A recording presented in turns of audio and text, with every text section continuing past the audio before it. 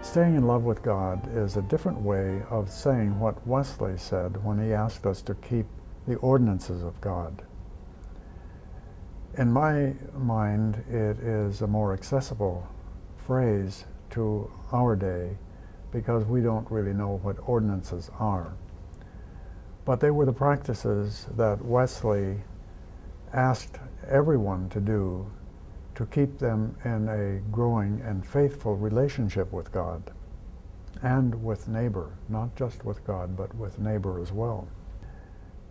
The ordinances include daily Bible study, scripture, worship in the community, and I think all of those things are important for us today. He also included fasting. It's something not many of us do today, but we could fast from food, or we could fast from other things, whether it's television or some other thing that we think keeps us from God, that fills our life to such an extent that there's no room for God. That's where fasting comes in. It helps us to empty that space and make room for God. When Wesley gave us these rules, he recognized that the first two were both simple and difficult, and he also recognized that we could not do these on our own. So the major difference is that this rule, keeps us in connection to the power of God that can enable us to keep all three rules. We cannot live by these first two rules, of doing no harm or doing good on our own. It's too difficult in our world.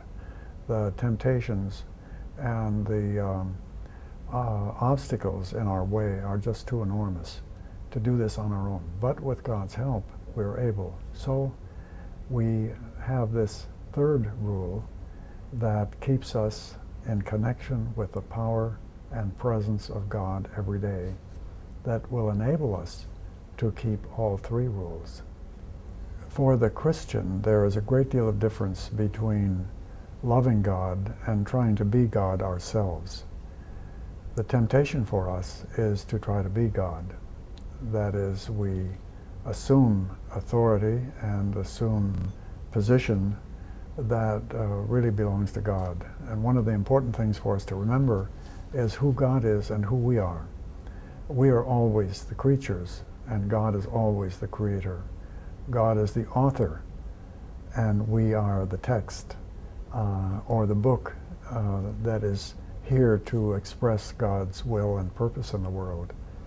So the difference basically is that we learn how to live as God's child rather than to live hoping to have the power of God ourselves to exercise over others or over circumstances that may come our way. Wesley believed that each of us, as a child of God, has the full inheritance of God. That is, when God divided out gifts of love and grace and presence and assurance and faith and hope, it was not limited to just a few people, but it is given to all of us. So as children of God, each one of us has the capacity to live unafraid in this world, to live confidently in this world, to approach the future and even the end of our lives with confidence because we belong to God.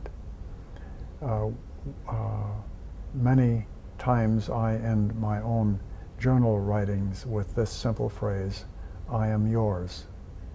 When I remember that I am God's, that I belong to God, the fear of the future, the anxiety about the day, or the perhaps even the anger I have felt melts away, because as God's child, I know I'm safe, embraced in God's love, and all will be well, even though I may not understand how that's going to happen.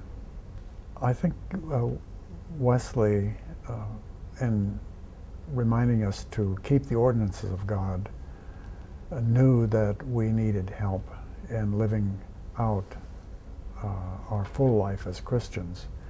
And so he has given us these practices, these disciplines. And to stay in love with God actually requires a response on our part. It is not automatic. Just as a relationship between spouses in a good marriage does not stay healthy and whole without work. One partner may fail for a moment. If the other partner is strong, that partner can carry the one who happens to have stumbled. But we need this capacity to help each other, to love each other, to stay in love with each other as husband and wife, and we desperately need it as children of God and God, because if we do not have these disciplines, we'll forget. It will no longer be a priority, and we will forget what it was like when we first discovered faith, when we first realized that we were the apple of God's eye, that we were God's beloved child.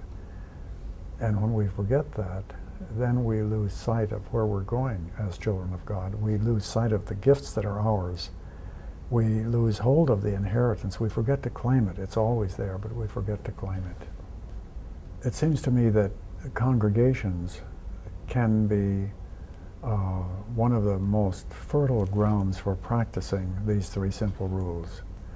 I believe a congregation could be this fertile ground where this way of living could blossom and bear great fruit, but it will require some interpretation, because most of us are reluctant to take on additional responsibilities or to try a new way.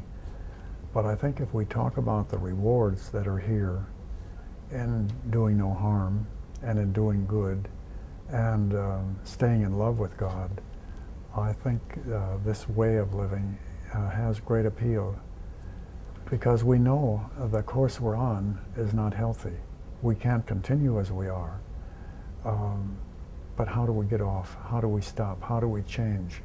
How do we change the climate in our families, in our congregations, our communities, our schools, our government? How do we change this climate? We do. It will require a radical change, and we can do this with these three simple rules, I believe.